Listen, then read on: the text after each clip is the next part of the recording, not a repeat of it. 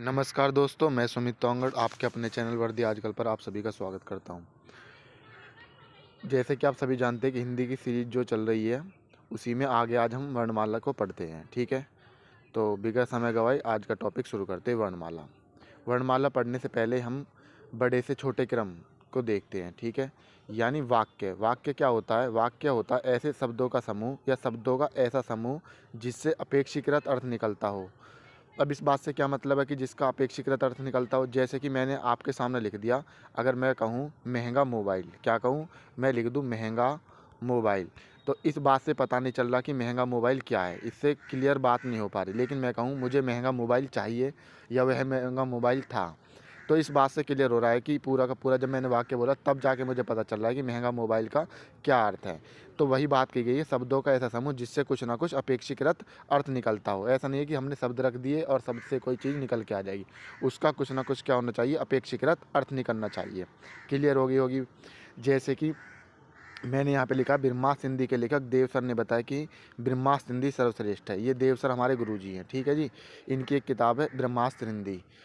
तो ये इसमें बताया, ब्रह्मास्त्र हिंदी के लेखक देव सर ने बताया कि ब्रह्मास्त्र हिंदी सर्वश्रेष्ठ है। तो ये पूरा का पूरा क्या हो जाएगा, एक क्या हो जाएगा, वाक्य हो जाएगा। अब वाक्य की वाक्य की छोटी इकाई होती है, वाक्य से छोटी इकाई जो दूसरे नंबर पर आती है वो होती है उपवाक्य। उपवाक्य का क्या मतलब होता है? शब्दों का ऐसा समूह जिसका अर्थ हो और यह किसी वाक्य का हिस्सा हो। एक वाक्य में दो या दो से अधिक उपवाक्य हो सकते हैं। मतलब कहने का क्या है? मतलब कहने का ये है कि अगर आप, जैसे कि ये दिया हुआ है कि ब्रह्मास्त्र हिंदी के लेखक देव सर ने बताया और ब्रह्मास्त्र हिंदी सर्वश्रेष्ठ है, जितने पे ये हाईलाइट हो रही है ये क्या हो जाएंगे, इसके उपवाक्य हो जाएंगे। क्लियर हो गई होगी बात। तो एक वाक्य में दो या दो से अधिक उपवाक्य हो सकते हैं। अब उसके बाद आओ पदबंध। पदबंध का क्या मतलब होता है? पदबंध का मतलब होता है कि वाक्य में प्रयोग होने पर क्या होते हैं, शब्द कहलाते हैं। अब देखो, जब वाक्य में प्रयोग होने पर जो शब्द होते हैं, अब जैसे मैंने क्या लिख दिया, मैंने लिख दिया सिर्फ हिंदी, मैं लिख दूँ सिर्फ हिंदी। ये हिंदी क्या है? ये हिंदी जो है ये आपका शब्द होगा। लेकिन जब मैं इसे वाक्य में प्रयोग कर दूंगा, जब मैं इसको वाक्य में प्रयोग कर दूंगा, तो ये क्या बन जाएगा, ये मेरा जो शब्द है ये पद बन जाएगा। क्लियर हो गई होगी बात। तो वही बात कही कि वाक्य में प्रयोग होने पर जो शब्द है वो क्या कहलाते हैं, वो पद बन जाते हैं। क्या बन जाते हैं? वो पद बन जाते हैं। लेकिन जैसे कि एक छोटा सा एग्जाम्पल इस तरीके से समझो आप। अगर मैं कहूँ आपसे कि मैं कहूँ कि गाय घास चरती है, गाय घास चरती है, तो अगर मैं कहूँ गाय घास चरती है कि गाय, मैं कहूँ कि कौन घास चरती है, तो आप कहोगे गाय घास चरती है, तो आपका जवाब क्या है, गाय।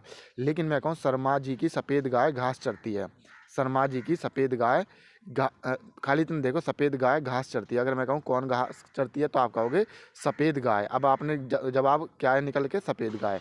लेकिन अगर मैं इस एग्जाम्पल को इस तरीके से बोल दूँ कि शर्मा जी की सफ़ेद गाय घास चरती है, तो आपका जवाब क्या आएगा? मैं कहूँगा कौन घास चरती है, तो आप कहोगे शर्मा जी की सफ़ेद गाय। तो जो ये सब्जेक्ट यानी कर्ता के साथ जो चिपक कर आ रहे हैं, ठीक है, तो वही जो शब्द हैं वो किसके साथ चिपक के आ रहे हैं, गाय के साथ चिपक के आ रहे हैं।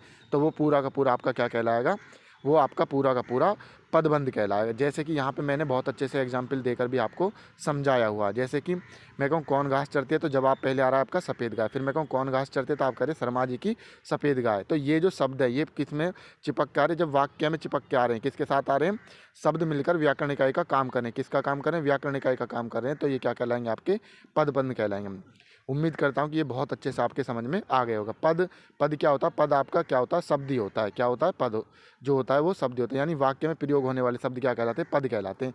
जैसे कि मैंने आपको बताया था कि हिंदी, अगर मैं सिर्फ क्या लिख दूँ, हिंदी, तो हिंदी क्या है, आपका शब्द है। लेकिन जब मैं हिंदी को इस तरीके से प्रयोग करूँ कि मुझे हिंदी पढ़नी चाहिए, तो अब ये मैंने वाक्य में प्रयोग कर दिया। किसमें प्रयोग कर दिया? वाक्य में। तो जब शब्द वाक्य में प्रयोग हो जाता है तो वो क्या कहलाता है? आपका पद कहलाता है। क्लियर है? अब उसके बाद आते हैं अक्षर पे। अक्षर का क्या मतलब होता है? जैसे मैंने आपके सामने क्या लिखा, कमल लिख दिया। मैंने क्या लिखा? कमल लिख दिया। अब कमल में मैं देखूँ तो कितने अक्षर है? के, मे, ले, इसमें कितने हैं? 3 अक्षर है। लेकिन अगर मैं आपके सामने लिखूँ क्या, राम, अगर मैं लिख दूँ राम, तो राम का क्या मतलब है? अगर जब मैं राम लिखूंगा तो राम से निकल के आ रहे हैं कितने? 2 अक्षर। अब इस उसमें 2 और उसमें 3 और इसमें 2 से क्या मतलब है कि जो हमारा स्वर युक्त होता है, जो हमारा स्वर होता है, उसको हम अक्षर में शामिल नहीं करते हैं। तो वही बात कही गई, स्वर युक्त वर्ण को क्या कहते हैं? अक्षर कहते हैं, स्वर युक्त। जैसे रे के साथ क्या आ रहा है? रे और आ रहा है, ठीक है, रे और आ, यानी ये पूरा क्या होगा? स्वर युक्त एक हो गया। और मैं को क्या लिखोगे? मैं के साथ किसकी साउंड आ रही है? ए की निकल कर आ रही है। तो ये पूरा का पूरा एक अक्षर मिल रहा है इनसे मिलकर। तो रे राम में कितने हो जाएंगे? एक रे आ रा और दूसरा मैं। तो कितने हो गए? कुल 2 हो गए राम में अक्षर। क्लियर है? उम्मीद करता हूँ कि यहाँ तक बात आपके बहुत अच्छे से समझ में आ गई होगी। अब उसके बाद आप देखोगे वर्ण। वर्ण का क्या मतलब होता है? वर्ण जो होता है आपका, जैसे कि अगर मैं आपके सामने लिखूँ राम, क्या लिखूँ मैं लिखूँ राम।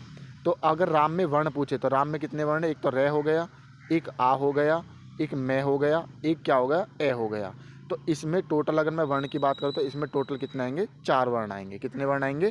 4 वर्ण आएंगे। तो वही बात है कि वर्ण को जब बोला जाता है तो वो क्या कहलाती है? ध्वनि कहलाती है। और जब ध्वनि को लिखा जाता है तो वो क्या कहलाता है? आपका वर्ण कहलाता है। जैसे कि जब मैंने आपके सामने रे बोला, रे, तो रे में किसकी साउंड आ रही है? रे की और ए की आ रही है। तो ये क्या हुई? जब मैंने बोली तो ये ध्वनि। लेकिन जब मैंने आपको इस तरीके से लिख के दिखाई तो ये आपकी क्या कहलाई? ये आपका लिखित में क्या कहलाई? ये आपका वर्ण कहलाई। यानी ध्वनि को जब वर्ण को जब मैंने बोला तो ध्वनि कहलाई, और ध्वनि को जब मैंने लिख दिया इसको इस तरीके से तो ये क्या कहलाया? वर्ण कहलाया। उम्मीद करता हूँ कि ये बड़े से छोटा क्रम आपको बहुत अच्छे तरीके से समझ में आ गया होगा। अब नेक्स्ट इसी को हम आगे बढ़ाते हुए आपको ये चीज़ बहुत अच्छे से समझनी बहुत ही ज़्यादा ज़रूरी है, क्योंकि इनका आगे प्रयोग होगा तो आपको पता होना चाहिए क्या वाक्य होता है, क्या उपवाक्य होता है, क्या पदबंध होता है, क्या पद होता है, क्या अक्षर और क्या वर्ण ध्वनि। तो अगर ऑप्शन में वर्ण या ध्वनि दोनों आ जाए तो आप ध्वनि को सही लगाओगे। क्यों लगाओगे? क्योंकि पहले आपने सुना है, क्या आपने किसी चीज़ को पहले बोला है, तभी तो वो लिखने में तो बाद में आई है, लेकिन पहले वो क्या आई है? हमारे बोलने में आई है। तो इस तरीके से ध्वनि को आप सही लगाओगे। क्लियर है? अब कुछ महत्वपूर्ण बिंदुओं पर बात कर लेते हैं। महत्वपूर्ण बिंदु से क्या मतलब है कि जो प्रीवियस ईयर पेपर में यहाँ से क्वेश्चन पूछे गए हैं। ठीक है? तो स्वरयुक्त वर्ण को क्या कहते हैं? अक्षर कहते हैं। ये मैं आपको बहुत अच्छे से क्लेरिफाई कर चुका हूँ। जब वर्ण का उच्चारण किया जाता है, जब वर्ण का उच्चारण किया जाता है तो यह क्या कहलाता है? ध्वनि कहलाता है। और वही बात है, जब ध्वनि को लिखा जाता है तो वो क्या कहलाता है? आपका वर्ण कहलाता है। क्लियर है? देखो, भाषा शब्द जो है वो भास धातु से बना है। किससे बना है? भास धातु से बना है, जिसका अर्थ है कहना या विचार प्रकट करना। ठीक है? उसके बाद पूर्णता, भावार्थ या भाव के आधार पर सबसे छोटी इकाई क्या होती है? वाक्य होती है। अगर आप किसी चीज़ को पूर्ण तक, मतलब जैसे मैंने आपके सामने एग्जांपल दिया था महंगा मोबाइल, तो मुझे बात नहीं पता चल रही कि ये बात मेरी पूर्ण नहीं हो पा रही, यानी कंप्लीट नहीं हो पा रही, उसका कोई भाव निकल नहीं पा रहा। लेकिन जब मैं कहूँ मुझे महंगा मोबाइल चाहिए तो यहाँ पे पूरा का पूरा कंप्लीट, यानी पूरा का पूरा पूर्णार्थ अर्थ मिल रहा है मुझे। ठीक है? तो वही बात कही कि पूर्णार्थ या भाव के आधार पर सबसे छोटी इकाई क्या है? आपकी वाक्य है। क्लियर है? अगर देखो, भाषा की सार्थक या अर्थ के आधार पर सबसे छोटी इकाई क्या है? शब्द है। भाषा की सार्थक या अर्थ के आधार पर सबसे छोटी इकाई क्या है? आपकी शब्द है। जैसे कि अब मैंने यहाँ पे भाषा की सार्थक या अर्थ के आधार पर सबसे छोटी इकाई शब्द क्यों बोला है, मैंने वर्ण क्यों नहीं बोला, इस बात को अच्छे से समझो। अगर मैं आपके सामने कहूँ, क्या कहूँ मैं आपके सामने, अगर मैं आपके सामने कहूँ हाथी, तो हाथी आपको देखते ही हाथी आपके दिमाग में एकदम आ जाएगा, भाई इतना लंबा चौड़ा वो सब चीज़ें एकदम हाथी आपके दिमाग में, उसके सूंड होते ये होते। तो ये क्या हो गया? एक शब्द है। लेकिन अगर मैं आपके सामने वर्ण लिख दूँ, क्या लिख दूँ मैं? खाली है लिख दूँ, है, तो आपको है से कोई अर्थ निकल रहा है? कोई अर्थ नहीं निकल रहा। तो वही बात कही गई है कि भाषा की सार्थक के अर्थ के आधार पर सबसे छोटी इकाई क्या है? आपकी शब्द है, ना कि वर्ण। क्लियर हो गई होगी बात। अब देखो, भाषा की सबसे छोटी इकाई क्या कहलाएगी? भाषा की अगर सबसे छोटी इकाई बड़े से छोटे क्रम में देखें, दोनों चीज़ों में अंतर देख लो। अगर मैं कहूँ भाषा की सार्थक या अर्थ के आधार पर सबसे छोटी इकाई क्या है? आपकी शब्द है। क्या है? शब्द है। लेकिन मैं कहूँ भाषा की सबसे छोटी इकाई क्या है? सबसे छोटी इकाई, मैं अब यहाँ पे अर्थ नहीं जोड़ रहा, मैं कह रहा हूँ भाषा की सबसे छोटी इकाई क्या है? वर्ण या ध्वनि है। लेकिन भाषा की मौखिक इकाई क्या है? ध्वनि है। वह लिखित क्या है? वर्ण है। वो मैं आपको पीछे क्लियरिफाई कर चुका हूँ अच्छे से। ठीक है? अब देखते हैं व्याकरण के अंग। अब यहाँ से व्याकरण के अंग शुरू करें। व्याकरण के कितने होते हैं? मुख्यतः व्याकरण के 3 अंग होते हैं, जैसे कि एक वर्ण होता है, एक शब्द होता है और एक वाक्य। वर्ण मैं आपको क्लियर कर चुका हूँ, सबसे छोटी इकाई है। शब्द में क्लियर कर चुका हूँ कि शब्द क्या कहलाता है? आपके पद कहलाते हैं। और जिसका पूर्णता भावार्थ के आधार पर क्या होता है, वो आपकी सबसे छोटी इकाई क्या होती है? वाक्य होती है। अब समझो वर्णमाला। यहाँ से अब हमारी वर्णमाला शुरू होती है। अब यहाँ पे जितने भी शब्द आए, वाक्य आए, आप उनको बहुत अच्छे तरीके से समझ चुके हो। ठीक है? बाकी मैंने सभी चीज़ों को एक एक अच्छी तरीके से लिखा हुआ है ताकि आपकी एक एक बात अच्छे से समझ में आ जाए। अब यहाँ से वर्णमाला हमारी शुरू होती है। तो वर्णमाला को ध्यान से देखते हुए आगे की तरफ बढ़ते हैं। अब वर्णमाला का क्या मतलब है? वर्णमाला की परिभाषा को देखो। वर्णों के व्यवस्थित समूह को क्या कहते हैं? वर्णमाला कहते हैं। वर्णों के व्यवस्थित समूह को क्या कहते हैं? वर्णमाला कहते हैं। अब आपको बस वर्णमाला में कुछ नहीं, अब जो बचपन में ऐसे नार ऐसे आम ये पढ़ते आए हो, इन सभी आज आपको बस वो कंप्लीट की कंप्लीट वर्णमाला याद होनी चाहिए। बस सारा का सारा खेल उन्हीं का है। अब याद करने की भी आपको जरूरत नहीं है, सब आपको पढ़ते पढ़ते लास्ट तक सब याद हो जाएंगे। देखो, वर्णमाला की परिभाषा, वर्णों के व्यवस्थित समूह को क्या कहते हैं? वर्णमाला कहते हैं। अगर हम वर्णमाला के भेद देखें, या वर्णमाला के मुख्यतः कितने भेद होते हैं या कितने भाग होते हैं? 2 होते हैं, स्वर और व्यंजन। इसी के अंतर्गत आप अयोग वहाँ पर ले, लेकिन अगर पेपर में पूछे कि वर्णमाला के मुख्यतः कितने भाग होते हैं, तो आप 2 ही बताओगे, स्वर और व्यंजन। अब पहले हम स्वर पे बात करते हैं। स्वर यानी एक आपने कॉन्सोनेंट पढ़ा, एक आपने वोवल्स पढ़े हैं, तो वही वाली बात है ये, ठीक है। अब स्वर देखो, वे वर्ण जिन्हें बोलने के लिए किसी वर्ण की सहायता लेनी नहीं पड़ती, या जिनका स्वतंत्र उच्चारण किया जाता है, वो आपके क्या कहलाते हैं? वो आपके क्या कहलाते हैं? स्वर कहलाते हैं। कितने कहलाते हैं? स्वर कहलाते हैं। अब इसका क्या मतलब है? वे वर्ण जिन्हें बोलने के लिए किसी वर्ण की सहायता लेनी नहीं पड़ती। जैसे कि मैंने आपके सामने क्या लिख दिया? मैंने आपके सामने ए लिख दिया, तो ए को बोलने के लिए मुझे किसी दूसरे की जरूरत नहीं पड़ रही। इसका स्वतंत्र उच्चारण किया जाए। मैंने आपके सामने आ बोल दिया, तो आ को बोलने के लिए मुझे किसी की भी जरूरत नहीं पड़ रही। अगर मैं ऊ बोलूँ ऊ, तो साली मुझे ऊ की ही साउंड आ रही है और किसी दूसरे की नहीं आ रही। तो वही बात कही गई है कि जिन्हें बोलने के लिए किसी की सहायता लेनी नहीं पड़ती, जिनका स्वतंत्र उच्चारण किया जाता है, उन्हें क्या बोलते हैं? स्वर बोलते हैं, ठीक है। अब स्वरों के प्रकार देखते हैं हम। स्वर के प्रकार क्या क्या होते हैं? पहला देखते हैं उच्चारण में लगने वाले समय के आधार पर, जीभ के प्रयोग के आधार पर, ओठ की स्थिति के आधार पर और मुख द्वार खुलने के आधार पर। तो 4 प्रकार से हम इनको पढ़ेंगे कि इनका प्रयोग, स्वर का प्रयोग किस किस तरीके से किया जाता है। तो पहला पढ़ते हैं हम उच्चारण में लगने वाले समय के आधार पर। बस आपको सिंपल सीधा सीधा देखना है, कोई घुमा फिरा के नहीं देखना। बिल्कुल सिंपल तरीके से पढ़ोगे तो दिमाग में बैठेगा और पेपर में बिल्कुल डिक्टो वही चीज़ पूछी जाएगी। उच्चारण में लगने वाले समय के आधार पर मैं इसको 2 भागों में बांट देता हूँ, हृदय स्वर और दीर्घ स्वर, ठीक है। हृदय स्वर और दीर्घ स्वर, तो ये पेपर में पूछ लेता कौन से हृदय स्वर में आते हैं और कौन से दीर्घ स्वर में आते हैं। क्लियर है? अब पहले देखो हृदय स्वर, जिन स्वरों के उच्चारण में कम ध्वनि का या कम समय का प्रयोग होता है, उसे जिनको कुल मिला के समझो, जिन स्वरों के उच्चारण में कम ध्वनि कम समय का प्रयोग हो, उसे क्या कहते हैं? हृदय स्वर कहते हैं। क्या कहते हैं उसे? हृदय स्वर कहते हैं। जैसे कि ए, ई, ऊ और रे, ऋषि। आपको ये 4 जो हैं, ये चारों के चारों क्या है हमारे? ये चारों के चारों हमारे हृदय स्वर है। चारों के चार कितने हो गए आपके? 4 कंप्लीट हो गए, ए, ई, ऊ और रे, ऋषि। ये चारों का चारों आप किसमें पढ़ोगे? हृदय स्वर में पढ़ोगे। इन्हीं चारों को क्या कहते हैं? इन्हें लघु स्वर या मूल स्वर भी कहते हैं। इन्हें लघु स्वर या मूल स्वर भी कहते हैं। इन्हें एक मात्रिक स्वर भी कहते हैं, क्योंकि इनमें एक ही मात्रा का प्रयोग करा जाता है, इसलिए इन्हें क्या कहते हैं? एक मात्रिक स्वर कहते हैं। इनका प्रतीक चिन्ह क्या है? इसे लघु बोलते हैं। ये डंडा सा जो आप देख रहे हैं, इसे क्या बोलते हैं? इनका प्रतीक चिन्ह क्या है? लघु है। क्या है? लघु है। क्लियर होगी? मैंने आपको कितनी बात बताई हृदय स्वर में? एक तो ये 4 होते हैं, एक क्या होते हैं? इनको बोलने में कम समय लगता है, उन्हें हृदय स्वर कहते हैं। ये 4 बता दिए। इन्हें लघु स्वर या मूल स्वर कहते हैं, एक मात्रिक होते हैं और इनका प्रतीक चिन्ह क्या है? लघु है। क्लियर होगी बात? अब दीर्घ स्वर पे आ जाओ। दीर्घ स्वर का क्या मतलब हो जाएगा? जिनको बोलने में ज़्यादा समय लग रहा हो, यानी हृदय की तुलना में दुगना समय लगता हो, उसे क्या कहते हैं हम? उसे हम दीर्घ स्वर कहते हैं। क्लियर है? अब बाकी आपने 4 उसमें पढ़े, 7 इसमें पढ़ने। ये जो 7 के 7 हैं, ये वाले आ, ई, ऊ, ए, ओ, ये सब क्या है? ये आपके क्या है? दीर्घ स्वर हैं। तो ये 4 उसमें याद कर लिए, 7 इसमें याद कर लिए। टोटल कितने हो गए आपके? 11 स्वर हो गए। कितने हो गए हिंदी में? 11 हो गए। तो याद कर लो, 4 उसमें और 7 इसमें। आ, ई, ऊ, ए, ओ, यानी ये गूंगे वाली भाषा होगी एक तरीके से। आ, ई, ए, ओ ना बोलता वो तुषार कपूर बोलता है, उस तरीके से। क्लियर है? अब समझो इसमें आ गए। इन्हें क्या कहते हैं? इन्हें द्विमात्रिक, उनको क्या कह रहे थे? एक मात्रिक, तो इन्हें क्या बोलते हैं हम? द्विमात्रिक बोलते हैं। इन्हें क्या बोलते हैं? इन्हें द्विमात्रिक कहते हैं। इन्हें द्विमात्रिक स्वर भी कहते हैं, ठीक है। अब वो मैंने अच्छे से लिख रखा है, ये आप संधि विच्छेद में भी आपने ये सब चीज़ें पढ़ी होगी किस तरीके। उसका प्रतीक चिन्ह क्या था? उसका लघु था। इसका प्रतीक चिन्ह क्या होता है? इसका प्रतीक चिन्ह गुरु होता है। क्या होता है? गुरु होता है। अब दीर्घ स्वर में भी आप 2 तरीके से बांट देते हैं इनको, एक सजातीय और एक विजातीय। सजातीय में आप बड़ा आ, बड़ी ई और उल्लू देखोगे, ठीक है। उसके बाद विजातीय में ए, ओ देखोगे, ठीक है। इस तरीके से ये क्या हो गए? ये विजातीय हो गए और ये आपके सजातीय हो गए। इन्हीं विजातियों को क्या कहते हैं? इन्हें संयुक्त स्वर या असमान स्वर भी कहते हैं। क्लियर होगी बात? इन्हें संयुक्त स्वर या असमान स्वर भी कहते हैं। क्लियर है? अब समझो महत्वपूर्ण पॉइंट, हिंदी में स्वरों की संख्या कितनी है? 11 है। क्या कैसे होगी 11? 4 आपको क्या बताया मैंने? 4 आपको 4 मैंने आपको ह्रस्व बताई और 7 मैंने आपको दीर्घ बताए। तो टोटल कितने हो गए हिंदी में? हिंदी में स्वरों की संख्या हो जाती है आपकी 11। और अगर संस्कृत में बात करें तो संस्कृत में आपके कितने होते हैं? संस्कृत में आपके 13 होते हैं। 2 मैं आगे बताऊंगा कि कौन कौन से इसमें जुड़ जाते हैं, ठीक है।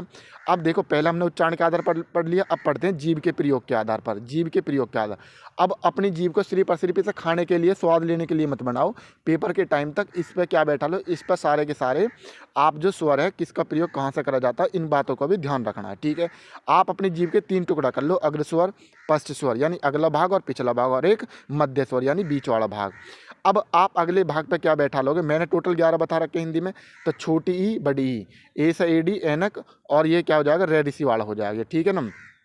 इस तरीके से मतलब कुल मिला के इन 4 ने याद कर लो, और एक ये 5। बाकी जो बचे वो आपके कितने आ जाएंगे? पिछले वाले भाग पे आ जाएंगे।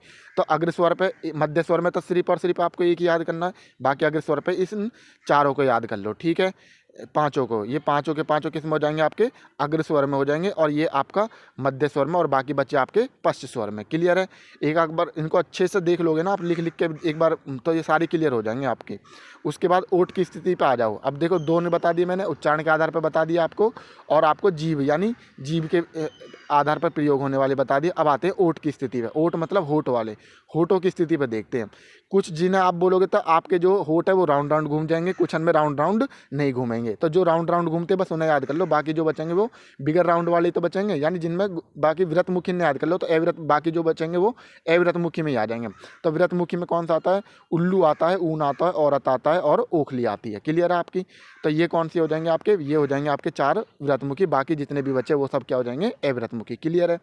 अब आ जाए मुख द्वार खुलने के आधार पर, यानी जब आपका मुंह खुलता है तो आप किस तरीके से इनको बोलते हो, ठीक है। अब मुख द्वार खुलने के आधार पर क्या बांटोगे आप बोलोगे विव्रत और संव्रत। क्या बोलोगे? विव्रत और संव्रत। या तो आपका मुंह आधा खुलेगा या आपका मुंह पूरा खुलेगा, इस तरीके से। तो मुंह को आधा खुलना या ज़्यादा, मतलब कम खुलना या ज़्यादा खुलने के आधार पर आप समझो। संव्रत का मतलब क्या होता है? संव्रत का मतलब होता है बंद, विव्रत का मतलब होता है खुला हुआ। तो ये बात आ गई समझ में, संव्रत विव्रत। अब मैं एक और यहाँ पे मैंने प्रयोग करा है कि अर्ध संव्रत और अर्ध विव्रत। संव्रत का मतलब मैंने क्या बताया था मैंने? बंद बताया था। क्या बताया? बंद। और विव्रत का मतलब मैंने क्या बताया था? खुला हुआ। क्लियर है? देखो, मैंने यहाँ पर सारी चीज़ें लिख भी रखी है। विव्रत का मतलब क्या बताया मैंने? खुला हुआ। अब अर्ध संव्रत का मतलब है कि जब खुलने की तुलना में बंद ज़्यादा होएगा, जब खुलने की तुलना में बंद ज़्यादा हो तो वहाँ पर क्या हो जाएगा? अर्ध संव्रत।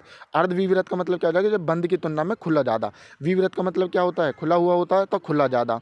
अर्ध संव्रत में क्या होता है? मतलब संव्रत का मतलब क्या होता है? खुलने की तुलना में बंद ज़्यादा है ना, तो वो क्या हो जाएगा? अर्ध का मतलब खुलने की तुलना में बंद ज़्यादा, और अर्ध विव्रत का मतलब बंद की तुलना में खुला ज़्यादा। इस तरीके से आपको क्या करना है, ये ध्यान रखना है। अब आ जाओ, इनको याद करते हैं। याद कैसे करेंगे? ये अर्ध विव्रत हो गए, ये अर्ध विव्रत हो गए, ये विव्रत हो गए, और ये संव्रत हो गए, और ये अर्ध संव्रत हो गए। अर्ध विव्रत में आपको क्या याद करना? इन्हें ऐसे याद कर लो, अर्ध विव्रत, विव्रत, संव्रत, अर्ध संव्रत, इस तरीके से लिख लोगे। अब याद कैसे करने? देखो, ये आपका ए होगा यहाँ, फिर आ लिख दो, और फिर ये लगातार आ रहे हैं ई और यहाँ तक डी से, फिर आप क्या पढ़ोगे? ए से ए डी। अब एक इधर तो एक इधर ले लो, इधर, और इस पे देखो, एक आपने ये पढ़ा, फिर आ पढ़ा, फिर ये चारों पढ़ लिए, ठीक है, पांचों। तो कितने हो गए? 1 2 और 5 और 2 7। 7 के बाद एक यहाँ पे यहाँ पढ़ो, फिर एक, फिर यहाँ पढ़ो, फिर एक इधर पढ़ो, और फिर एक इधर पढ़ो। तो इस तरीके से सारे के सारे आपको क्लियर हो गए होंगे। क्लियर है? तो ये बस इस तरीके से ये आपको याद कर लेने हैं। क्लियर है? अब चलते हैं नेक्स्ट आगे की तरफ, ठीक है। अब आता है आपको अयोगवाह। क्या आता है? अयोगवाह। अयोगवाह में क्या देखोगे आप? अयोगवाह में आप एक अनुस्वार देखते हो और एक विसर्ग। इसको क्या बोलते हैं? अनुस्वार बोलते हैं। इसको क्या बोलते हैं? विसर्ग बोलते हैं। यानी जब ए के ऊपर बिंदी लग जाए तो अनुस्वार, जब ए के आगे बिंदी लग जाए तो उसको क्या बोलते हैं? विसर्ग बोलते हैं। अब ये अयोगवाह जो होते हैं, क्या ये स्वर होते हैं या व्यंजन होते हैं? अब पहले स्वर की और व्यंजन की आपको परिभाषा पता होनी चाहिए, ताकि आपको सारी की सारी चीज़ क्लियर हो जाए, क्या स्वर होते हैं और क्या व्यंजन होते हैं। अगर हम पहले स्वर की परिभाषा देखो, स्वर को मैंने क्या बताया था कि जो स्वरों को प्रयोग करा जाता है उनका स्वतंत्र उच्चारण होता है। कैसे होता है? उनका स्वतंत्र उच्चारण होता है। इस बात का क्या मतलब है कि स्वतंत्र उच्चारण होता है? इस बात का मतलब ये है कि जब मैंने ए बोला, क्या बोला मैंने? अगर मैंने ए बोला तो ए के साथ मुझे किसी और की साउंड आ रही है? नहीं आ रही। लेकिन जब मैं किसको बोलता हूँ? जब मैं अयोगवाह को बोल रहा हूँ तो अयोगवाह के साथ किसकी बिंदी आ रही है? ऊपर या अम बोलो या मैं बोलो, है ना, इस तरीके से इसकी बिंदी आ रही है, तो ये क्या हो रहा है, इनका स्वतंत्र उच्चारण नहीं हो रहा, तो ये क्या हो जाएंगे, ये हमारे स्वर की श्रेणी में नहीं आते, क्योंकि इनका स्वतंत्र उच्चारण नहीं हो रहा। अब दूसरी बात आती है, क्या इनका प्रयोग जो है व्यंजन की तरह कर सकते हैं, व्यंजन की तरह कर सकते हैं। अब व्यंजन जो है वो कैसे होते हैं, स्वरयुक्त होते हैं। कैसे होते हैं, स्वरयुक्त होते हैं, कि उनके बोलने के बाद तुरंत क्या आता है, स्वर आता है। जैसे कि मैंने रे बोला, क्या बोला मैंने रे बोला, तो रे के साथ तुरंत साउंड किसकी आ रही है, ए की आ रही है। लेकिन जब मैं क्या बोलूँगा, जब मैं अयोग वाह ऐसा बोल रहा हूँ, क्या नाम है, यहाँ देखो, अगर मैं इस तरीके से बोलूँ, इसका मैं उच्चारण करता हूँ, अम आएगा, क्या आएगा, अम, क्या बोलेगा, अम, अम आएगा, इस तरीके से निकल के आ रही है अम। लेकिन इसके बाद किसका आ रहा है, इसके बाद क्या आ रहा है, सीधा सीधा क्या आ रहा है इसमें, आप जो देख रहे हो वो स्वर नहीं आ रहा, क्या आ रहा है, उसकी व्यंजन की साउंड आ रही है। किसकी साउंड आ रही है, व्यंजन की साउंड आ रही है इसके तुरंत बाद, और उसमें सिर्फ और सिर्फ 2 वर्ण आ रहे हैं, इसमें कितने आ रहे हैं, 3 वर्ण आ रहे हैं। तो इसलिए इसे क्या नहीं बोल सकते। आप देख रहे हो कि व्यंजन में कितने वर्ण आते हैं, व्यंजन में 2 वर्ण देख रहे हो आप हर जगह, लेकिन अयोग वहाँ में कितने देख रहे हो, 3 देख रहे हो। ठीक है, वही बात जो मैंने अभी आपको समझाई थी ये वाली, कि अगर आप के इसकी साउंड करोगे तो क्या आ रहा, सहायक वर्ण आ रहा कै की, लेकिन जब आप कै के ऊपर बिंदी लगा दोगे, यानी अनुस्वार का प्रयोग करोगे इसके साथ, तो क्या आ जाएगा, कम आएगा। तो इसमें कितने देर, यहाँ कै के बाद मैं आ रहा, तो इसलिए व्यंजन की श्रेणी में भी नहीं रखे जा सकते। इसलिए अयोग वाह को न तो स्वर कहा जाता और न ही व्यंजन कहा जाता। क्लियर होगी। और अनुस्वार आपको दोनों के दोनों याद हो, आपको अयोगवाह दोनों के दोनों याद हो गए, अनुस्वार और विसर्ग 2 होते हैं। क्लियर है। अब अनुस्वार और अनुनासिक में आ जाओ, अनुस्वार क्या होता है और अनुनासिक क्या होता है। अब अनुस्वार के बारे में समझो। जब नाक का ज़्यादा मुख से कम प्रयोग करे, यानी नाक का ज़्यादा, यानी जब आदमी, एक होता है ना नेकड़ा आदमी बोलते हैं जिसको, जब आदमी नाक का ज़्यादा प्रयोग करे, मुंह को कम करे, तो वहाँ से यानी नाक से ज़्यादा आवाज़ निकलता है, उसे बोलते हैं अनुस्वार। क्या बोलते हैं उसे, अनुस्वार। जैसा आप मैं बोलोगे हंस, क्या बोलोगे, हंस, तो हंस में आप देखोगे कि नाक से ज़्यादा आ रही है। कैसी, ऐसे आ रही है, हंस, हंस बोलो, हंस, तो नाक का प्रयोग ज़्यादा करें, जहाँ नाक का प्रयोग ज़्यादा वहाँ अनुस्वार।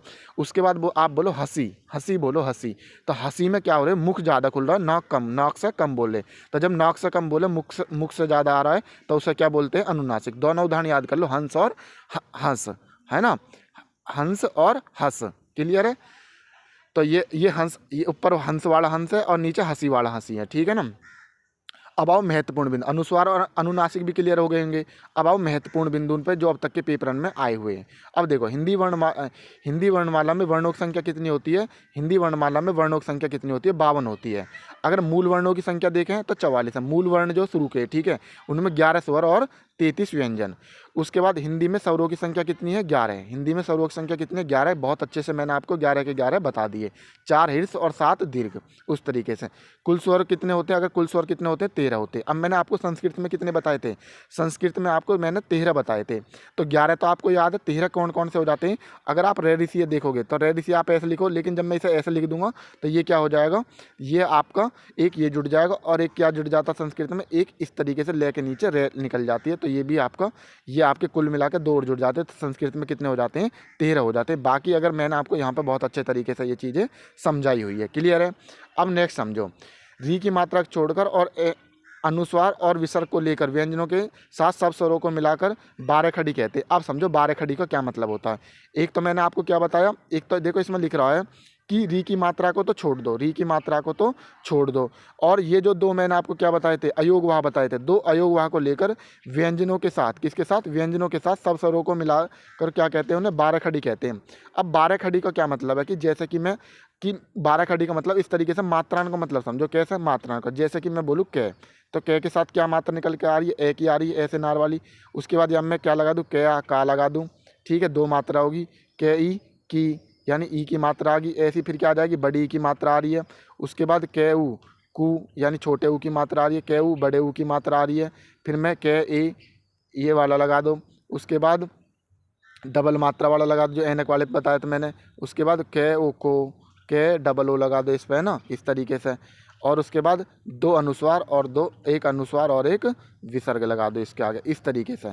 तो ये क्या हो जाएंगे, ये आपके इन्हें क्या बोलते हैं, इन्हीं को हम क्या बोलते हैं, 12 खड़ी कहते हैं। क्या बोलते हैं इन्हें हम, 12 खड़ी कहते हैं। नहीं आए हो समझ में, तो मैंने बहुत अच्छे तरीके से बस सिर्फ और सिर्फ आप इस लाइन को पढ़ लो कि री की मात्रा को छोड़कर, उसके बाद अयोगवाह को लेकर, ये दोनों अयोगवाह व्यंजनों के साथ सब स्वरों को मिला कर क्या कहते हैं, इन्हें 12 खड़ी कहते हैं। अब आपको नेक्स्ट आगे ध्यान रखना है कि 12 खड़ी के बारे में आपने अच्छे से समझ लिया। उसके बाद देखो कि भोलेनाथ तिवारी के अनुसार किसके अनुसार? भोलेनाथ तिवारी के अनुसार उच्चारण के आधार पर सरोग संख्या कितनी होती है? 10 होती है। भोलेनाथ तिवारी के अनुसार या उच्चारण के आधार पर सरोग संख्या कितनी होती है? 10 होती है। इसमें रेडिसी शामिल नहीं किया जाता। अगर बाल पहाड़ी में वर्णों की संख्या देखें तो कितनी होती है? 49 होती है। बिल्कुल आपको सीधे सीधे याद कर लेना है, ठीक है। देवनागरी लिपि में वर्णों का उच्चारण नाम की तरह करने के लिए वर्णों के आगे क्या करते हैं? कार शब्द जोड़े जाते हैं, ठीक है। जैसे अकार, मकार, पकार, इस तरीके से याद करने का तरीका। अब नेक्स्ट यहाँ से शुरू करते हैं हम अपना व्यंजन। क्या शुरू करते हैं? व्यंजन। स्वर आपने अच्छे से पढ़ लिए।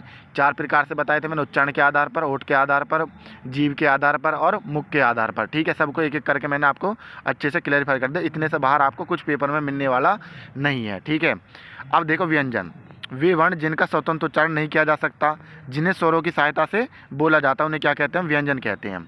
अगर व्यंजन के प्रकार देखें तो स्पर्श व्यंजन, अंतस्थ व्यंजन और ऊष्म व्यंजन। क्लियर हो गई यहाँ तक? अब समझो नेक्स्ट। अब एक एक करके हम समझते चलते हैं। स्पर्श व्यंजन क्या होता है? स्पर्श का अर्थ होता है छूना। क्या होता है? छूना। जो वर्ण कंठ, तालु, मूर्धा, दंत व ओष्ठ को स्थानों को स्पर्श से बोले जाते हैं। मतलब ये जो आपका ऊपर जो वाला जो चेहरा हो गया, कौन सा चेहरा? ये जो यहाँ से शुरू हो जाता है, मतलब आपके कंठ से शुरू हो जाता है। ये कंठ से होते होते कहाँ तक आ रहा है? ये होठ तक आता है। यानी इनको छूते हुए जो आ रहा है उन्हें क्या कह रहे हैं हम? इनसे जो व्यंजन निकल के आ रहे हैं उन्हें क्या कह रहे हैं हम? स्पर्श व्यंजन कह रहे हैं। आगे होगी बात समझ में। अब इन्हें क्या कहते हैं? इन्हें वर्गीय व्यंजन के नाम से भी जाना जाता है। अब इनको याद करने का कैसा तरीका है? देखो सिंपल तरीका है, ज़्यादा आपको चक्कर में पढ़ना नहीं है, बस सिंपल देखो किस तरीके से। ये आपका कंठ होगा, यहाँ पे ये क्या होगा? कंठ होगा। जो कंठ से निकल कर आ रहे हैं उन्हें कंठे बोलेंगे, जो तालु से निकल कर आ रहे हैं तालु। अब ये जो ऊपर का भाग होगा दांतन से थोड़ा सा पीछे को, इसे बोलते हैं मुर्दा। दांतों से हल्का सा ऊपर का जो भाग होगा ये, उसे जो उठा हुआ सा, इसे क्या बोलते हैं? मुर्दा बोलते हैं। और ये आपके दांत हो गए, और यहाँ से क्या आ रही है? ये आपके होठ हो गए। क्या हो गए? ये होठ, ठीक है। अब यहाँ से ही बस इतना ही ध्यान रखना है यहाँ पे। तो अब इनसे जो निकल कर आ रहे वो हमारे क्या हो जाएंगे? स्पर्श व्यंजन हो जाएंगे। क्या हो जाएंगे? हमारे स्पर्श व्यंजन हो जाएंगे। जो कंठ से निकल के आ रहे के, खे, गे और अंग। उसके बाद तालव्य से क्या आ रहे? चे, छे, जे और झे। क्या निकल के आ रहे? चे, छे, जे और अंग। उसके बाद मूर्धन्य कौन से? टे, ठे, डे। अब इनके नीचे क्या लगा दोगे? अंकी जफ बोल दें इनको, ठीक है। इनके नीचे अगर अंकी बिंदु लगा दोगे, डे, ढे, डे के नीचे ये हो जाएंगे। और उसके बाद अण, ये क्या हो जाएगा आपका? ये होगा। उसके बाद दंत्य, दंत्य में क्या होगा? ते, थे, दे, धे और ने। उसके बाद ओष्टम क्या देखोगे? पे, फे, बे, भे और मैं। अब आपके ये तो आपने सीधे सीधे देख लिए जैसे लिख रहे हैं, लेकिन अब इन्हें याद कैसे करोगे? याद करने का तरीका बता रहा हूँ। जैसे के से, कंठ से क्या होगा? के से होगा। उसके बाद तालु क्या होगा? टी होगा। उसके बाद मूर्धन्य क्या होगा? एम होगा। और ये दंते से क्या होगा? यानी डी से होगा। और ओष्टे क्या होगा? ओ से होगा। तो आपने एक बाइक देखी होगी KTM। क्या होगी? KTM। तो इन्हें ऐसे याद कर लो कि K फॉर कंठ है, T फॉर तालव है, M फॉर मूर्धन्य, D फॉर दंत है, O फॉर ओष्ठ है। तो KTM बाइक से क्या याद कर लो? KTM 2। KTM 2 से ये सारी सीरीज याद होगी आपको। अब इन्हें कैसे क्रम में याद करोगे? इन्हें इस तरीके से याद करो, कचट तप। कैसे? के, चे, टे, ते, पे। तो इनके याद हो गए कचट तप। अब ये यहाँ से यहाँ तक आपके याद रहेंगे। खे, खे, गे, अणे, चे, छे, जे, अणे, टे, ठे, डे, अणे। और यहाँ से ये तो आपको पता ते से शुरू कौन सा हो जाएगा? ते से दंत्य हो जाएगा। और पे से आपका ओष्ठ शुरू हो जाएगा। तो इसके बीच में जो आ रहे हैं सबके सब किस में आ जाएंगे? आपके दंत्य में आ जाएंगे। ऐसी जो टे से और चे के जो चे से शुरू करोगे अंगे तक जाओगे, अगर फिर टे पाओगे तो फिर आपके मूर्धन्य से शुरू हो जाएंगे। तो इसको जो पहला कंठ है इसको के वर्ग भी बोलते हैं, तालव्य को चे वर्ग बोलते हैं, मूर्धन्य टे से शुरू हो तो टे वर्ग, इस तरीके से दंत्य को दे वर्ग और ओष्ठ्य को पे वर्ग बोलते हैं। क्लियर है? क्योंकि यहाँ से शुरू हो रही है सीरीज। बस इतना सिंपल सा आपको याद रखना है। KTM 2 और कचट तप, इस तरीके से एक दो बार फिर हो गया, अच्छे से याद हो जाएगा। कोई अब तुम इन्हें 2-2 घंटा किसी ट्रिक एंड केयर उनके चक्कर में याद तुम्हें ही करने हैं फिर भी, ठीक है। एक बार को हो सकता है कोई ऐसी ट्रिक बता दे वो जब तक तो याद है लेकिन पेपर में जाकर भूल जाओ।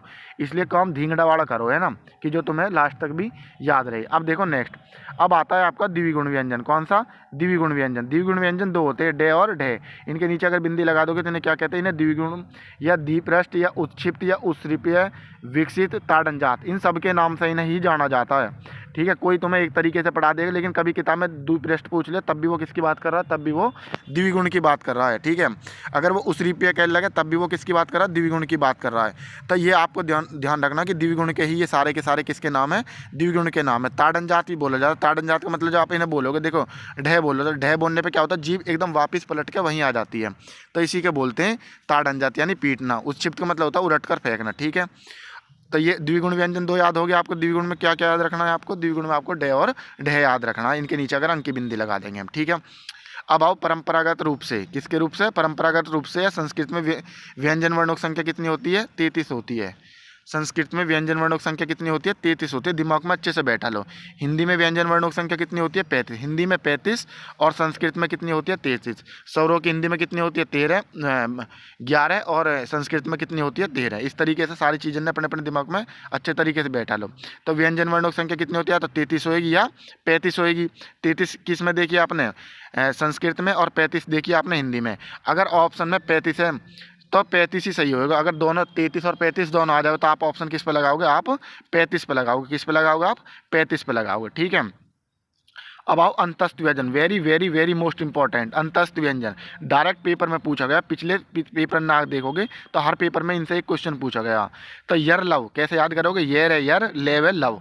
आप लव होगा किससे होगा? ये रे यर से हो गया। ठीक है। इस तरीके से ध्यान रखना है कि अंतस्थ व्यंजन क्या होते हैं? ये रे लेवे। ये वे को क्या कहते हैं? अर्धस्वर भी कहते हैं। इन्हें क्या कहते हैं? अर्धस्वर भी कहते हैं ये और वे को। अंत्य का अर्थ होता है भीतर। उच्चारण के समय जो वर्ण मुंह के भीतर ही रहे उन्हें क्या कहते हैं? अंतस्थ व्यंजन कहते हैं। ये इसकी सीधी सीधी परिभाषा दे दी। अंतस्थ का मतलब अंदर।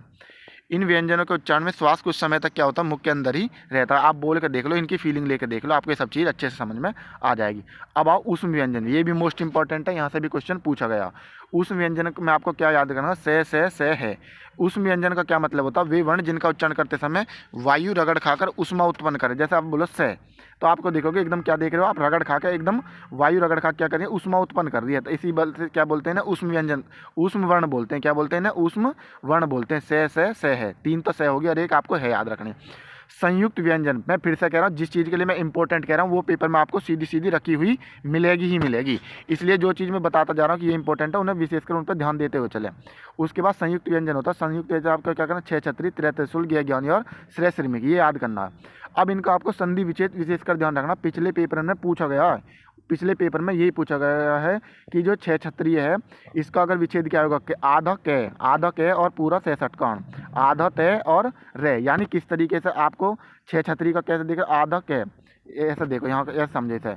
ये आपको ऐसा याद करना, आधा कै और प्लस 66 कान। ये होगा आपका किसका?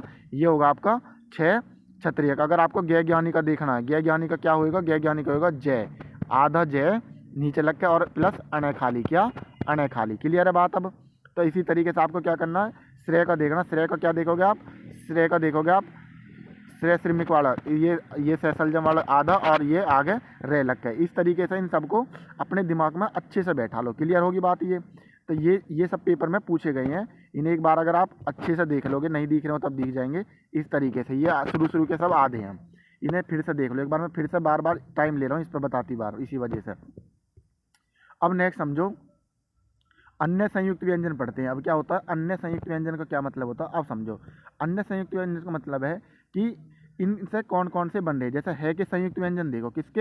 है के संयुक्त व्यंजन। है के संयुक्त व्यंजन से क्या बन रहा है? मतलब है से जुड़ते हुए। जैसे हिरास, क्या हो रहा? हिरास, यानी आधा है और रास। क्या देखो, हिंदी की यही सबसे बड़ी वो है कि आप जिसे पूरा देख रहे हो वही क्या होता है? वही आधा होता है। अब इसमें आपको है तो है पूरा बना हुआ दिख रहा है, लेकिन इसमें जो जैसे आप हिरास ऐसे लिखोगे ये है, तो इसमें ये रे लगी रहे। क्या लगी रहे? ये रे। लेकिन आप इसमें कंप्लीट क्या देख रहे हो? है देख रहे हो। लेकिन वास्तव में अगर जब हम इसको क्या करते हैं, अगर हम इसका वास्तविक रूप देखें तो इसमें आपको ये जो है होता है, ये है जो होता है ये आधा होता है, और ये रे जो होता है ये पूरा होता है। क्लियर है? इस तरीके से तो ये है आधा होता है और रे पूरा होता है। ऐसी आह्वान में देखो, आह्वान में आपको क्या दिख रहा है?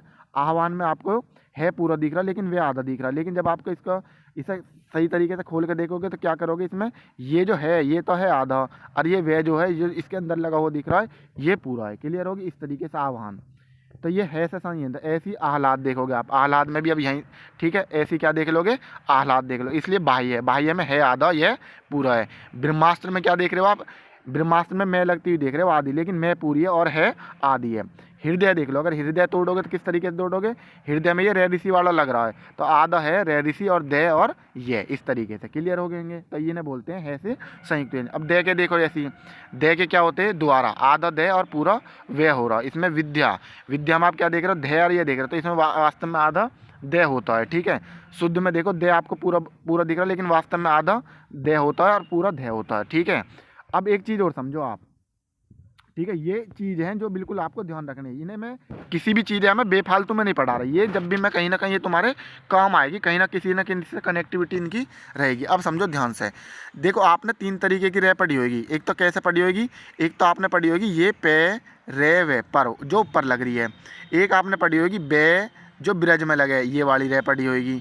और एक आपने कौन सी पढ़ी है, ब्रज पढ़ ली। एक आपने जो ऊपर लगी हुई पढ़ी होगी, जो ऊपर एक तरीके से, एक आपने ऐसे पढ़ी होगी टे रे के ट्रक, यानी ये 3 पढ़ी हैं आपने। तो अब इन तीनन में एक चीज़ आप समझो, मैं क्या समझाना चाह रहा हूँ। अगर अगर आप ध्यान से देखो, किसमें ध्यान से देखो, तो आप रे के जो विभिन्न रूप देख रहे हो, जो आप ये जो ऊपर वाला देख रहे हो, कौन सा ऊपर जो लग रहा है, जैसे पर्व में जो ऊपर वाला देखते हैं इसको बोलते हैं रैप। क्या बोलते हैं इसे, इसे बोलते हैं रैप। इसमें क्या, इसमें रे आदि होती है। इसको अगर मैं विच्छेद करूँगा, इसमें रे कैसी होती है, इसमें ही रे आदि होती है, बाकी सब में रे पूरी होती है। आ रही बात, समझ नहीं आ रही। सिर्फ जो पर्व में ऊपर वाला जो है, इसे इसे बोलते हैं रैप। अगर आप इसका मैं संधि विच्छेद करूँ, मतलब संधि विच्छेद से मतलब है कि अगर मैं इसके वर्णन में खोलूँ तो पे, आप इसे देखोगे पे, अब इसमें ही ये रे मिलेगी आदि, अब बाकी ये पूरा मिलेगा। आप है बाकी सब में रे जो रहेगा वो पूरा का पूरा रहेगा। ना आई हो तो बात समझ में कोई बात ना, फिर क्या यहाँ समझ लो। मैं क्या बता रहा, अगर मैं पर्व लिखूँ, क्या लिखूँ मैं, पर्व लिखूँ, तो मैं पर्व इस तरीके लिखूँगा पे आदि रे और वे, ठीक है। लेकिन जब मैं ब्रज लिखूँगा, क्या लिखूँगा, ब्रज लिखूँगा, तब ब्रज में इस तरीके से यहाँ से रे लगा लो आप, ठीक है। तब ब्रज को जब मैं करूँगा तो बे, अब ये जो रे ये कंप्लीट रहेगी, ठीक है, ये कंप्लीट रहेगी रे, ये आदि नहीं है। आगे बात समझ में अब क्लियर है। तो ब्रज इस तरीके से लिखा जाएगा। अब देखो गुरु, गुरु में क्या होता है, छोटा ऊ होता है। गुरु में कौन सा होता है, गुरु में आपका छोटा ऊ होता है, ठीक है। ये बात अच्छे से आपकी समझ में आ गई होगी। अब नेक्स्ट चलते हैं। देखो जिनमें खड़ी पाई नहीं होती उनमें कौन सा रे लगता है, जिनमें खड़ी पाई नहीं होती उनमें इस तरीके का रे लगता है। अब खड़ी पाई से क्या मतलब है, इसको बोलते हैं खड़ी पाई। जितने भी आप वर्ण देखोगे सभी में क्या देखोगे, लगभग लगभग सभी में क्या देखते हो आप, खड़ी पाई देखते हो। लेकिन जैसे कि मैंने क्या बताया, मैं बताया, तो मैं में ये क्या होगा, ये खड़ी पाई हो गई। जैसे मैंने ले बोला, तो ले में ये क्या हो गया, खड़ी पाई, इसको बोलते हैं खड़ी पाई। खड़ी पाई आ गए होगी समझ में। अब जैसे कि मैं ड्रम करूँ, ड्रम में क्या है, डे में मतलब खड़ी पाई नहीं है। तो मैं वही बता रहा हूँ कि जिनमें खड़ी पाई नहीं पाई जाती उसमें किस तरीके का रह लगेगा, उसमें इस तरीके का लगेगा। जैसे टे होगा, टे में खड़ी पाई नहीं, तो टे में आप इस तरीके की रह लगी हुई देखते हो। क्लियर है। डमरू में इसके बहुत अच्छे से एग्जाम्पल यहाँ पे ये सब चीज़ें दी हुई है, ठीक है। अब नेक्स्ट चलते हैं आगे की तरफ। सभी वर्णों के उच्चारण स्थान को हम देखते हैं। सभी वर्णों के उच्चारण स्थान को देखें। अब तक के हमने जितने भी पढ़े हैं सारे स्वर और व्यंजन, सबका हम क्या देखेंगे, उच्चारण स्थान देखते हैं, कौन कहाँ से बोला जाता है। ए आ की जो ध्वनि होती है वो कंठ से होती है। छोटी बड़ी की जो तालु से होती है। छोटा ऊन बड़ा ऊ, छोटा उल्लू और बड़े ऊन की क्या होती है, ओष्ठ से होती है। रे ऋषि की मूर्धा से होती है। एडी और ऐनक की आपकी कंठ और तालु से। ओ से ओखली, औ से औरत की जो बोलते हो आप, कंठ ओष्ठ होती है। और ये अनुस्वार और अनुनासिक, यानी अनुस्वार अनुनासिक से मेरा मतलब है कि अन को क्या बोलते हैं, इनको आप अनुस्वार और विसर्ग यानी अयोगवाह। अयोगवाह की कहाँ से होती है, ये इसकी एक नासिक के होते हैं और इसकी कंठ से होती है। यानी अनुस्वार की कहाँ से होती है, नासिक के, और विसर्ग की कहाँ से होती है, कंठ से। अब कंठ वाले ये मैं आपको बता चुका हूँ कि कंठ और तालु से कहाँ कहाँ से कौन सा निकलता है, ठीक है। ये हम पहले पीछे भी पढ़ चुके हैं। अब देखो ये रे ले वे, ये आपने पढ़े होंगे अंतस्थ व्यंजन। अंतस्थ व्यंजन जो हमारे अंदर से बोले जाते हैं। तो अगर मैं, और ये क्या होते हैं, ये हमारे ऊष्म व्यंजन होते हैं। अब इनको अगर इसमें ये और से को देखो तो ये तालु से बोले जाते हैं। रे और से को देखो तो मूर्धा है। ले और से दंत से। वे आपका दंत प्लस ओष्ठ से है, और आपका कंठ से। तो इनको आप अच्छी तरीके से देख लोगे कौन कहाँ से बोला जा रहा है। उसके बाद ये जितने भी हमारे वर्ण हैं, जितने भी हमारे ये वर्ण हैं, ये कहाँ से, ये विसर्ग अनुसार इन वर्णों का प्रयोग 99% इनका जो प्रयोग करा जाता है वो 99% तत्सम सद्भव में किया जाता है। किसमें किया जाता है, तत्सम, यानी जो हमारे संस्कृत के हैं। और डे का प्रयोग केवल तद्भव में होगा, यानी जो हमारे हिंदी के हैं। ये सीधी सीधी आपको बात ध्यान रखनी है। अब आओ द्वित वर्ण में। द्वित वर्ण क्या होता है, जब एक ही व्यंजन वर्ण 2 बार प्रयोग होता है तो उसे द्वित वर्ण कहते हैं। जैसे कि पक्का, कच्चा, दिल्ली। अब इस पक्का में आप क्या देख रहे हो, आधा क और पूरा क, आधा क और पूरा क। दिल्ली में क्या देख रहे हो, आधा ले और पूरा ले। ऐसे ही आप कच्चा में क्या देख रहे हो, आधा च और पूरा च। तो ये जो आधा च पूरा च यानी एक वर्ण की 2 बार प्रयोग करा जा रहा है, इसी को क्या बोलते हैं हम, द्वित वर्ण बोलते हैं। क्लियर होगी। और सामान्यतः द्वित वर्ण का पहला वाला जो वर्ण होता है वो अल्प प्राण होता है। पहले वाला क्या होता है, पे, के, च, ये दे, ये सब क्या होते हैं, ये आपके अल्प प्राण होते हैं। हम इनको आगे पढ़ेंगे कि अल्प प्राण क्या होता है, महाप्राण क्या होता है। अब आगत ध्वनियाँ सुनो। नुक्ता चिन्ह, नुक्ता चिन्ह का क्या मतलब होता है, ये जो ब्रैकेट में दिया होता है इसको बोलते हैं नुक्ता चिन्ह। केवल अरबी फारसी शब्दों के लिए। और अरबी फारसी शब्दों में भी कौन कौन से, के, खे, गे, जे और फे।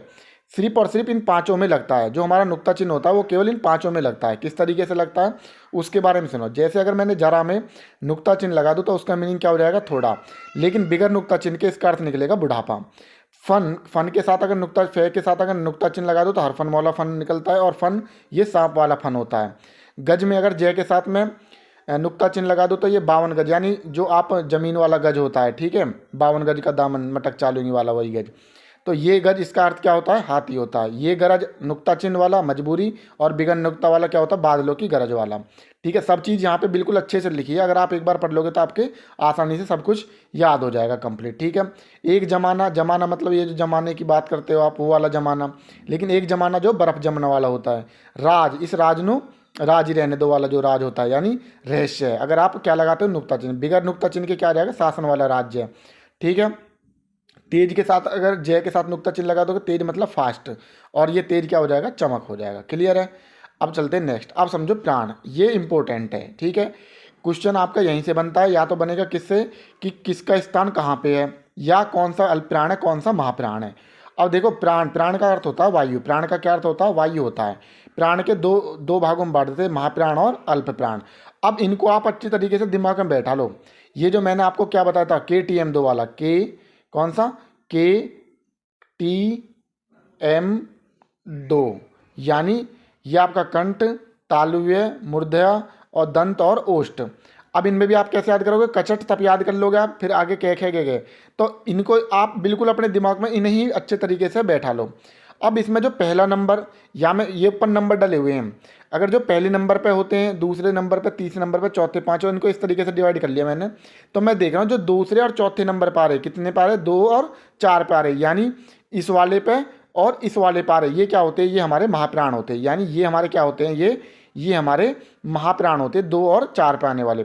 उसके बाद हमारा जो बचता है, अब जो बचे भाई, कोई चीज़ मैंने 2 भागों में बांट रखी है, अगर मैं उसमें से एक चीज़ को अलग कर दूं कि भाई ये वाले ये हैं, यानी ये महाप्राण है, तो बाकी जो भी बचेंगे वो क्या बचेंगे, अल्पप्राण बचेंगे। सिंपल सी बात है।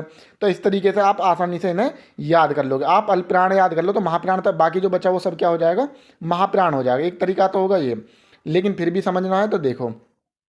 उसके बाद 1, 3 और 5 इसकी श्रेणी में आने वाले ये क्या हो जाएंगे, अल्पप्राण। जितने भी सभी स्वर पढ़ाए मैंने 11 के 11, वो क्या हो जाएंगे आपके अल्पप्राण। अंतस्थ व्यंजन, अंतस्थ व्यंजन कौन से बताए मैंने, ये, रे, ले, वे, ये क्या हो जाएंगे आपके अल्पप्राण हो जाएंगे। उसके बाद ये जो डे नीचे अंक, ये ठीक है, ये क्या हो जाएगा आपका अल्पप्राण हो जाएगा। लेकिन जो ढे पढ़ा है आपने, ठीक है, जिनको आप, ये क्या हो जाएगा आपका, ये आपका महाप्राण की श्रेणी में आ जाएगा। क्लियर है। उम्मीद करता हूँ कि बहुत अच्छे से ये सब चीज़ आपको समझ में आ गई होगी। नेक्स्ट चलते हैं। अब होता है घोष।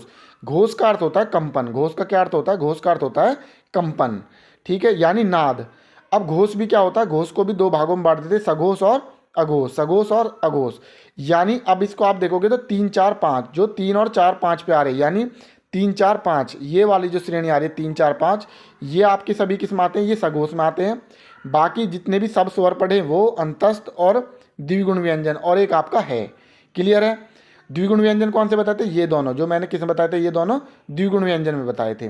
अघोष में क्या होता है, पहला नंबर और दूसरा नंबर किस में आ जाएगा, अघोष में से, ये किस में आ जाएंगे आपके अघोष में आ जाएंगे, और बाकी है किस में चला गया, ये आपका सघोष में चला गया। तो अघोष याद कर लो, पहला, दूसरा, और ये तीनों उस व्यंजन के तीनों से। ठीक है, बाकी जो बचे वो सब किस में आ जाएंगे, आपके सघोष में आ जाएंगे। सिंपल सी बात तो ये है। ठीक है, और आपने महाप्राण में क्या देखा, आपने महाप्राण में नंबर 2 और नंबर 4, यानी इन 2 नंबर 2 नंबर 4 जो मैं बात कर रहा हूँ वो मैं इनकी कर रहा हूँ। नंबर 2 नंबर 4 आपने किस में याद कर लिए, ये महाप्राण में कर लिए। बाकी जो भी बचे वो किस में बचे, अल्प प्राण में। इस तरीके से आप एक पार्ट याद कर लो, दूसरा जो बचा वो उसी की श्रेणी में आ जाएगा। अब सघोष का मतलब क्या है कि स्वरतंत्रियों में कंपन होता है। उनमें क्या है, जब आप सघोष से बोलोगे तो उनमें कंपन दिखेगा आपको, लेकिन अघोष में कंपन उतना नहीं दिखेगा। क्लियर है। ठीक है, अब अघोष में ये मैंने सब चीज़ आपको बता दी, अघोष में क्या आ रहा है, और महाप्राण में ये अघोष और महाप्राण मिलते हुए हैं कि अघोष और महाप्राण में कौन कौन सा है। 2 नंबर महाप्राण में भी आता है, 2 नंबर अघोष में भी आता है। बाकी ये तीनों से जो हमारे उसमें व्यंजन है, तीनों से इसमें भी आ रहे, इसमें भी आ रहे, लेकिन इसमें है और डे अलग हो जाते हैं। इनको आप सीधे के सीधे एक बार में पढ़ लोगे तो ये सब चीज़ आपकी आसानी से क्लियर हो जाएगी। उसके बाद वर्तस्य व्यंजन क्या होता है, वर्तस्य व्यंजन के बारे में सुनो। जो वर्ण मसूड़ों से बोले जाते हैं, जो वर्ण मसूड़ों से बोले जाते हैं, उन्हें क्या कहते हैं हम, उन्हें क्या कहते हैं, वर्तस्य व्यंजन कहते हैं। वर्तस्य व्यंजन याद कर लो, ने, रे, ले, वे, ने, रे, लेवे, ये क्या हो जाएंगे आपके वर्तस्य व्यंजन हो जाएंगे। अब नेक्स्ट देखो, प्रियतन के आधार पर व्यंजनों का वर्गीकरण किस प्रकार से करा जाता है। वर्गों का उच्चारण करते समय विभिन्न उच्चारण अवयव किस स्थिति में और किस गति में है, इसका अध्ययन प्रियतन के अंतर्गत किया जाता है। यानी प्रियतन के आधार पर वर्गों का हमने जो व्यंजनों का जो वर्गीकरण करा है, वो हमने इस बात का ध्यान रखा है इसमें कि वर्गों का उच्चारण करते समय विभिन्न उच्चारण किस स्थिति में है, यानी उनका अध्ययन किस प्रियतन से किया जा रहा है, किसके अंतर्गत किया जा रहा है। तो वो सब चीज़ें के आधार पर हमने किस तरीके से बांटे हैं।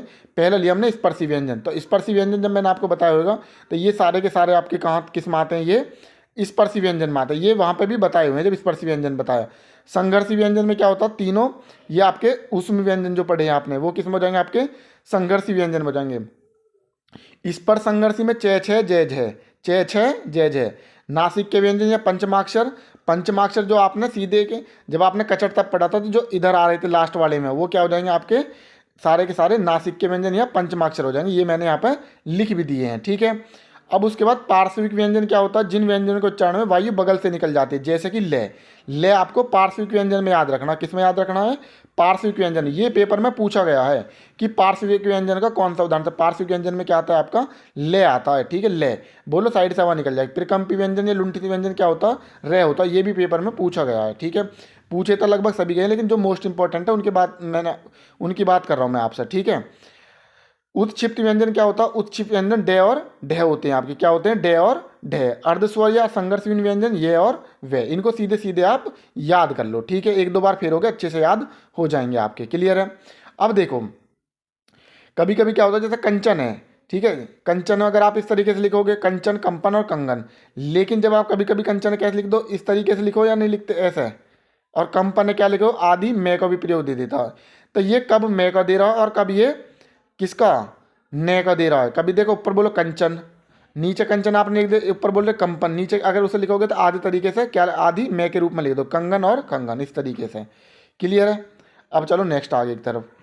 एकाक्षरी, द्विअक्षरी और तीन अक्षरी। क्या, एकाक्षरी, द्विअक्षरी और तीन अक्षरी, इनका मतलब क्या होता है, जब किसी अक्षर का मतलब समझो, जब किसी ध्वनि या ध्वनि का समूह का उच्चारण एक सांस में या एक झटके के साथ होता है, तो वो आपका क्या कहलाता है, अक्षर। जैसे कि के, खे, गे, घे, घे, चे, चे, टे, में, है ना, ये सब क्या हो गए आपके अक्षर हो गए। एकाक्षरी का मतलब होता है जिन शब्दों का बिना रोके बोला जाए, जिन्हें बिना रोके बोला, जैसे आज, बोलो आप आज, तो आज के साथ आ के साथ जा तुरंत आ रहा, आप, कल, कुल, गो, गोल कहते हैं अपना, गोल, जल, मतलब कहीं पे भी बिना रुकावट के आ रहे, क्या आ रहे, बिना रुकावट के, सीधे सीधे। द्विअक्षरी में क्या होगा, जिन शब्दों को बोलने के लिए एक बार रुका जावे। द्विअक्षरी मतलब जब बिना रुकावट के, एकाक्षरी जब एक बार रुका जावे तो वो द्विअक्षरी। जैसे आगार, आ पे रुके आप, फिर उसके बाद गार बोला आपने। आज कल, पहले आज पे रुके फिर कल बोला गया। ग्राहक, तो पहले ग्राह बोलोगे फिर हक आएगा, तो ग्राहक है नहीं। भाषा, तो पहले भा बोल रहे हो फिर उसके बाद सा बोल रहे, तो ये एक बार रुका जा रहा है, तो एक बार रुका जा रहा है द्विअक्षरी। जब तीन बार रुका जावे जिन्हें बोलने के लिए, तो वो आता है तीन अक्षरी में। जैसे आकलन, आ के फिर आपने के पे रुके और फिर आपने लन बोला, ठीक है, आकलन। भाग्योदय में भा पे रुके, ये मैंने अच्छे से कोमा लगा के बताई हुई आपको। महिला, मैं पे रुके, ही पे रुके और फिर ला, मही, मही, पहले मैं बोला मही ला, इस तरीके से सफलता, है ना। तो ये आप ध्यान रखोगे। उसके बाद होता है चार अक्षरी, मतलब चार अक्षरी में क्या देखोगे, जिसमें तीन बार रुका जा रहा है। जैसे अधिकारी, अधि ए पे रुके, धी कारी, इस तरीके से अधिकारी, अनगमन, इन पे यहाँ पे देखो सब पे ये मैंने आपको बताए हुए। एक बार आप इनको देख लोगे तो ये अच्छे से सब आपके क्लियर हो जाएंगे। अब आओ बलाघात पे, किस पे, बलाघात। बलाघात का क्या मतलब होता है, बलाघात का मतलब होता है उच्चारण में लगने वाली शक्ति को क्या कहते हैं, बलाघात कहते हैं। जब कोई व्यक्ति बोलता है तो सभी ध्वनियों का उच्चारण समान रूप से नहीं होता, ठीक है भैया। अभी जब हर कोई व्यक्ति बोला था, सभी ध्वनियों का उच्चारण एक साथ थोड़ी होता, किसी का कहाँ से हो रहा, किसी का कहाँ से हो रहा, वो हमने सब देखे थे अभी अच्छे से। कभी कभी किसी वाक्य के एक शब्द पर अधिक बल लगता है तो कभी दूसरे पर। शब्द में कभी कभी एक अक्षर पर बल अधिक होता है तो कभी दूसरे अक्षर पर बल अधिक होता है। उच्चारण के इसी गुण को क्या कहते हैं, बलाघात कहते हैं। जैसे देखो क्या है, कहने का मतलब क्या है, अभी मैं इसको एग्जाम्पल दे के बताऊँ। पहले इस बात समझो, भोलानाथ तिवारी का बलाघात कितने प्रकार के होते हैं, चार प्रकार के होते हैं। ध्वनि बलाघात, अक्षर बलाघात, शब्द बलाघात और वाक्य बलाघात। अब बलाघात का क्या मतलब है, इस बात को समझो आप, कि जैसे मैं कहूँ मुझे एक खिड़की वाला कमरा चाहिए। अभी मैंने कोई जोर न दिया, आपने कह दी कि भाई खिड़की वाला कमरा चाहिए। लेकिन अगर मैं कहूँ आपसे मुझे एक खिड़की वाला कमरा चाहिए, अब मैं इस बात पर थोड़ा सा जोर दे दूँ, मुझे एक खिड़की वाला। अगर आप इसको लिखा हुआ रूप देखोगे तो इसमें आप कोई भी अंतर नहीं कर पाओगे कि ये ध्वनि बलाघात है, अक्षर बलाघात है, शब्द बलाघात है, वाक्य। लेकिन जब मैं बोलूँगा कि मुझे एक खिड़की वाला कमरा चाहिए तो आप पता चल जाएगा भाई इसे खिड़की वाला कमरा चाहिए ही चाहिए, एक खिड़की वाला। इस तरीके से क्लियर होगी बात।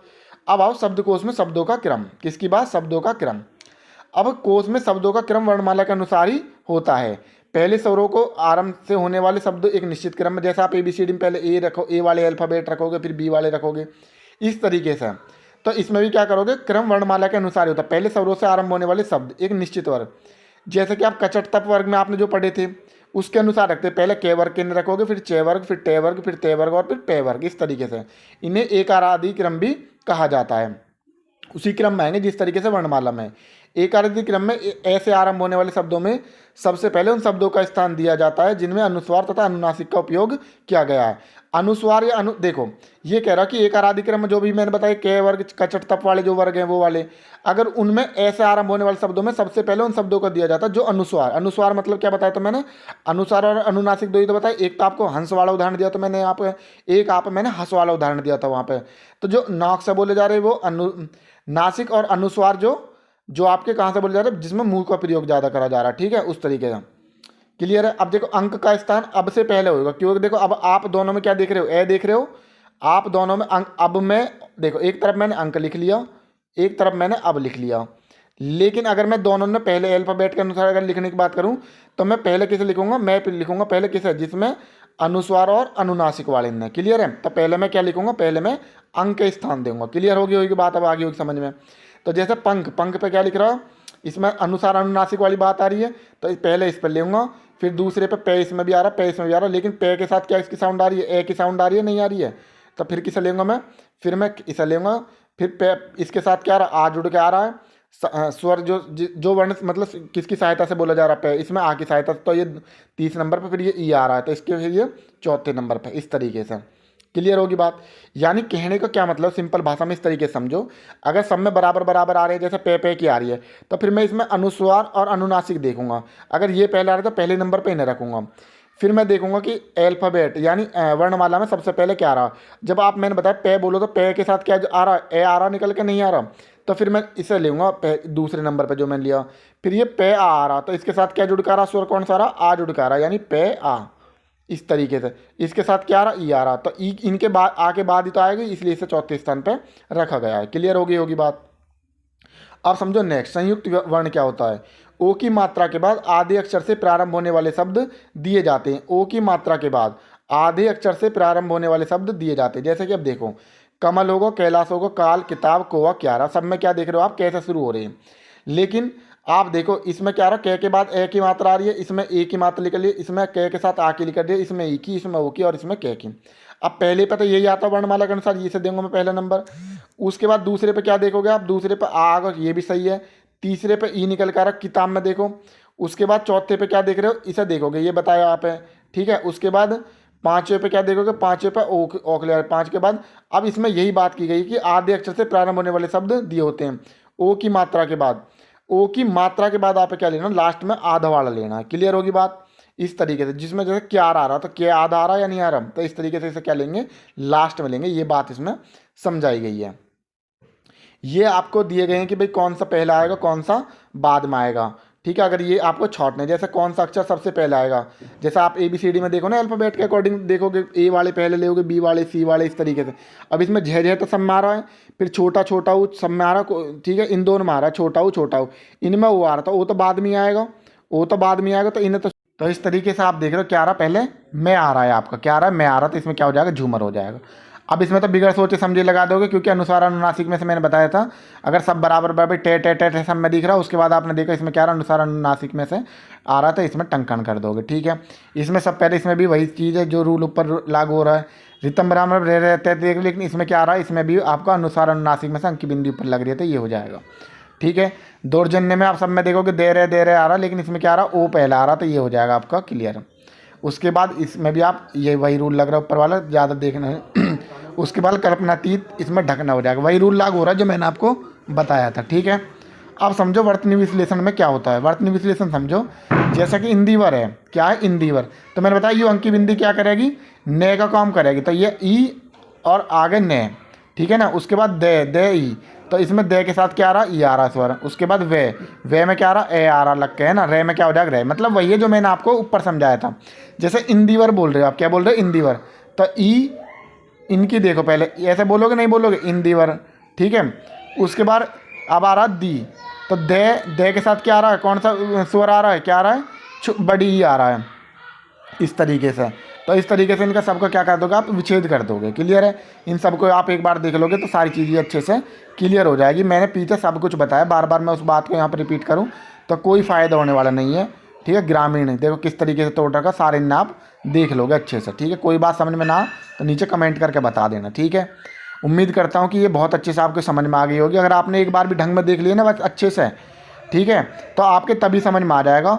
अब कहीं भी जाकर देख लो, ये वीडियो 2.5 साढ़े तीन घंटा में करवा रखे हैं यही, बाकी इनसे बाहर आपको कुछ नहीं मिलेगा उनमें, ठीक है। तो मैंने कोशिश यही करी है कि आपका जल्दी से जल्दी ये कंप्लीट हो जाए वर्णमाला। और एक एक चीज़ मैंने आपको लिखतम बताई है, और बोल बोल के तो मैंने आपको सब चीज़ समझाई दी है। तो आप इन सबको अच्छे से देख लोगे। जय हिंद, जय भारत।